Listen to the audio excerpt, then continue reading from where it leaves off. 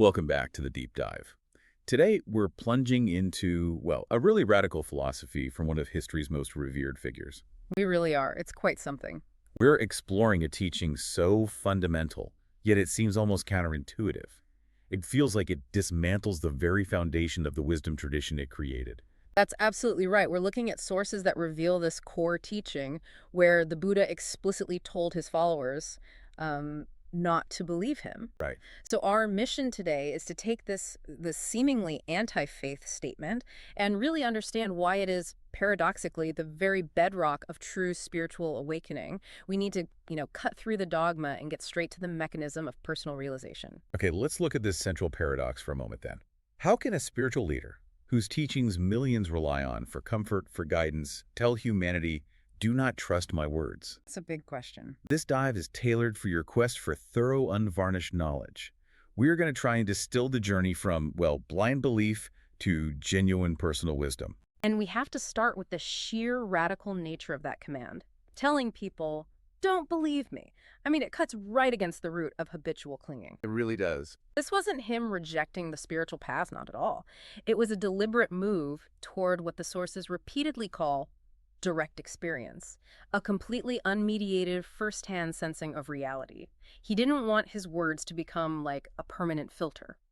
But thinking about human nature, if we're naturally inclined to look for comfort and stability, why do people seek blind belief in the first place? It just seems easier, doesn't it, to accept the doctrine? It absolutely seems easier, and the sources explain this is deeply psychological. People often seek quick belief not out of pure devotion, but, well, often out of deep-seated anxiety. Fear. Yes, fear and a profound desire for emotional safety. They want to avoid dealing with that internal emptiness, that uncertainty. Belief in this context can function as a powerful mechanism to escape the responsibility of figuring things out for themselves. If I believe you, I don't have to doubt myself or do the hard work. That immediately raises the stakes, though. If the very comfort we seek is maybe the thing preventing our growth, what is the danger of this blind conviction? The danger is subtle, but quite complete. Blind belief, even if it's belief in a figure as enlightened as the Buddha, becomes this kind of invisible cage. An invisible prison, I think you called it. Exactly. The sources are very clear on this point, stating that believing without seeing is borrowed conviction. If you're relying solely on someone else's confidence or their experience or their historical prestige, well, you've traded your potential freedom for a sense of temporary certainty. So you haven't actually achieved your own wisdom. You're merely renting it, in a sense. It's not yours. So the Buddha was really aiming for self-sovereignty, not just, organizational growth or numbers. It sounds like he wasn't interested in simply collecting followers in the traditional sense. Not in the way you might think. He wanted individuals capable of seeing the ultimate truth with their own awakened perception, their own eyes. Precisely. He was opening a path for internal exploration, not founding some kind of state religion designed to just house weak souls, so to speak. The power is in the invitation itself. Test everything. This brings us to a really crucial conceptual shift then. Moving from simple adherence, just following along, to authentic understanding. What is the fundamental difference the sources draw between belief and true wisdom?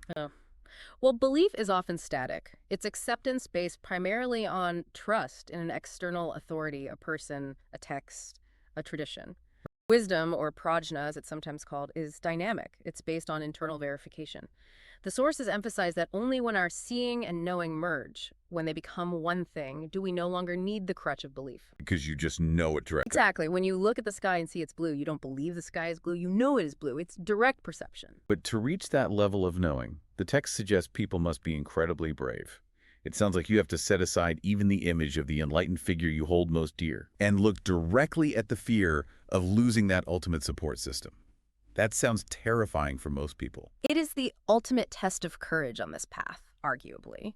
We cling so tightly to the image of the teacher, the savior, the guru, because we fear the loneliness, the uncertainty of having to stand on our own. Makes sense. Yet the sources tell us we must drop these sacred supports to find what is genuinely sacred within ourselves, which is the unmediated reality of our own existence. Okay, but doesn't that inherently introduce a risk of chaos?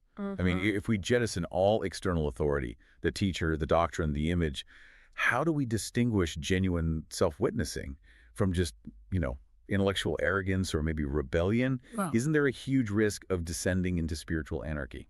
That is a really important question, and it's exactly where skepticism steps in, which is why the sources treat skepticism so differently than perhaps traditional religions might. How so? We often fear doubt, don't we? We treat it like a spiritual failing, a lack of faith.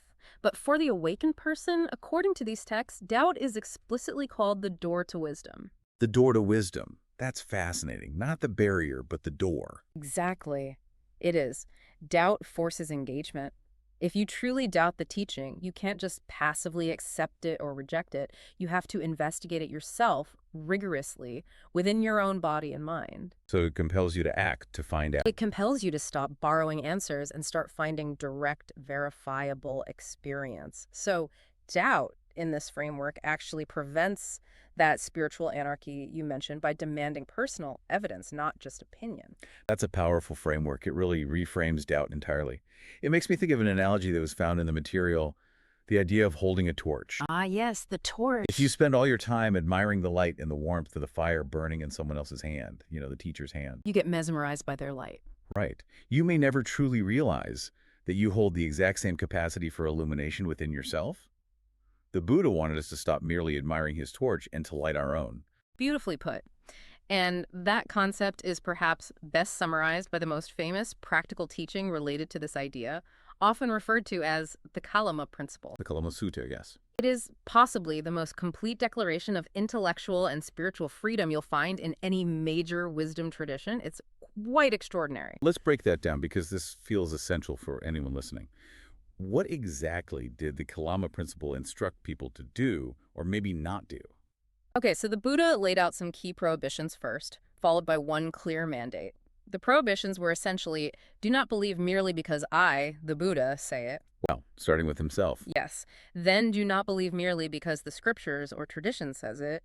And crucially, do not believe merely because many others believe it or because the teacher is respected or famous. He basically just dismantled every traditional pillar of authority right there, the prophet, the historical text, and popular consensus or peer pressure. Exactly. He cleared the ground completely. But the teaching doesn't just leave you there in emptiness. It then gives the mandate. You must observe. You must experience directly for yourself. The active part. The active part. And if you see through your own experience that the truth of this practice leads to peace, to well-being, to wisdom, then and only then should you accept it as true for yourself.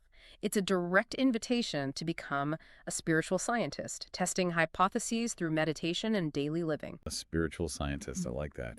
So what does this look like in the small daily practice? You used the image earlier, the child learning to walk. Yes, that analogy is quite apt. If the child always leans on a stick, and that stick represents external belief or dogma or even reliance on the teacher's presence, they will never develop the intrinsic muscular strength to walk truly on their own 2 feet. The belief becomes a crutch. Precisely. Belief can be an effective crutch when you are first injured or learning. That's true. But the crutch must eventually be dropped for true strength and absolute self-reliance to emerge. The path actually requires you at some point to drop the very things that made you feel safe when you first started. The moment you drop the crutch, that's when you feel most vulnerable, isn't it? Many people surely worry that if they abandon their belief in an external teacher or a codified system, they will simply lose the path entirely. They'll fall off the edge into confusion. And that very fear of being lost, of being without the external map, is often what prevents true progress. The sources quote the Buddha responding directly to this concern. He offers reassurance by saying, essentially, the path is right under your feet. Under your own feet, meaning it's already here. It's already here. He means that the resources, the innate wisdom, the map needed for enlightenment are already present within each individual. It is the fear of being wrong or the fear of standing alone that makes people continually follow other people's well-worn trails instead of trusting their own internal navigation system. That fear of standing alone. It often leads to a phenomenon the sources describe as, misdirected practice, doesn't it? People study the scriptures their entire lives, but somehow fail to actually live the teachings. Yes, because they prioritize the intellectual attainment, the collection of words and concepts, over the actual lived experience of embodying them. For example. Well, they might meticulously memorize all the texts on compassion, they can quote them chapter and verse, yet they habitually judge every person they encounter in their daily life. Or they may believe fiercely in the complex doctrine of non-self, yet they panic and manipulate situations because they fear losing their reputation, their status, or even just validation on social media. So the idea of the truth becomes a kind of replacement for the lived reality of the truth, a subtle trap. A very subtle and common trap. The concept becomes an idol, worshipped instead of realized. And this endless adherence to doctrine and ideas, arguing about concepts, brings us back to that really powerful visual the texts use, the finger-pointing analogy. Ah, yes. People spend all their time, lifetimes even, debating whose finger, meaning whose doctrine, whose teacher, whose interpretation is better, stronger, more original, more authentic. Arguing about the pointers. Exactly.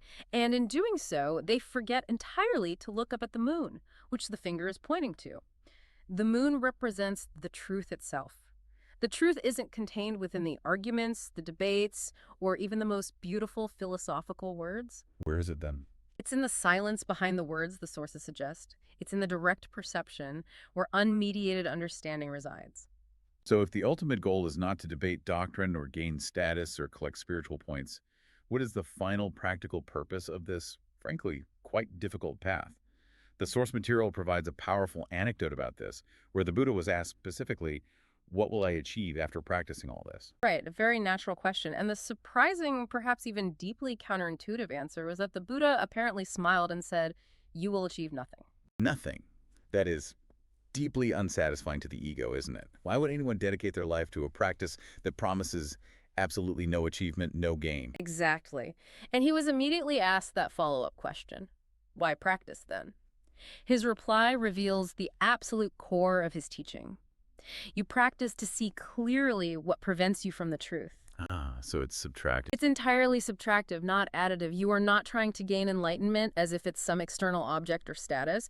You are trying to shed the illusions, the fears, the conditioning, the borrowed convictions that are currently obscuring the truth that is already present, already here. That is the ultimate profound paradox that it seems we must internalize if we're to follow this path.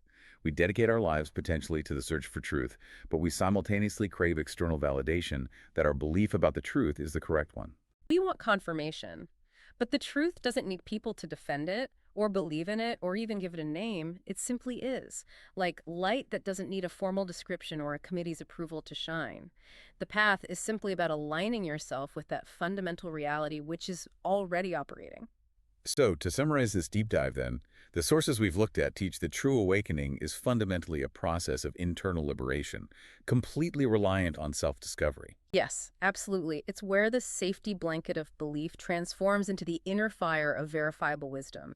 It is the commitment to what the texts sometimes call self-witnessing, seeing the truth directly with your own eyes without the need for any intermediaries or borrowed sight. It sounds like the most profound teaching wasn't a rigid doctrine or a complex ritual.